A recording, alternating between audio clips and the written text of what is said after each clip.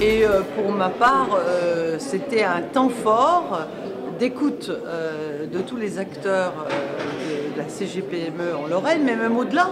Et c'était intéressant pour moi d'entendre les propositions, de les travailler et d'entendre aussi les propositions des représentants des autres candidats.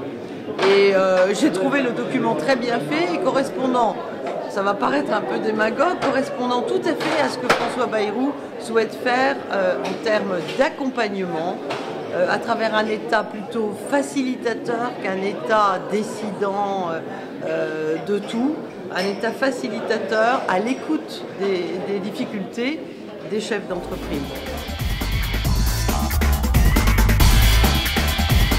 Donc j'ai trouvé que ça correspondait exactement à la réalité de notre économie, qui est, qu'on le veuille ou non, mondialisée, et donc face à laquelle il ne faut pas pleurnicher ou être dans des débats archaïques, idéologiques, on en a entendu là tout à l'heure, mais être en mesure, au niveau de l'État, de notre pays, être en mesure de s'adapter à ce monde qui bouge et d'aider les entreprises. À travers, on n'a pas beaucoup parlé de cela et c'est un peu dommage, à travers le dialogue avec les organismes bancaires.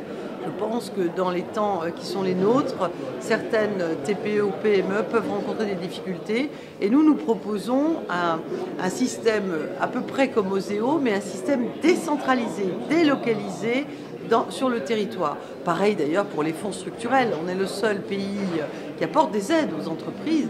On est le seul pays membre de l'Union européenne à faire passer la décision en termes de fonds structurels assez souvent par Bercy pour que ça redescende dans les régions. Donnons de la proximité, de l'immédiateté, de la souplesse aux dispositifs qui existent entre les collectivités publiques et les entreprises qui sont les seules à créer de l'emploi. Ce ne sont pas les administrations qui créent de l'emploi.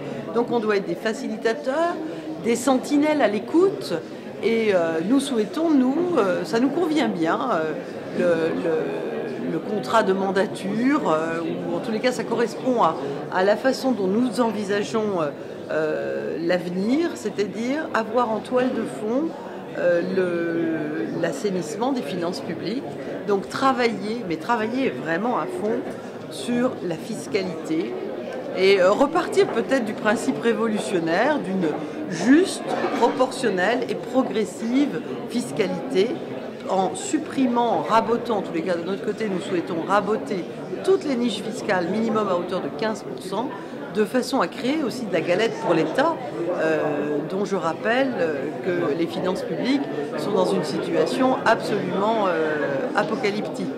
Le faire avec cette toile de fond des finances et en martelant le produire français. François Bayrou, le premier, a rappelé ce fondamental et c'est vous qui produisez. Donc on fera tout pour vous aider.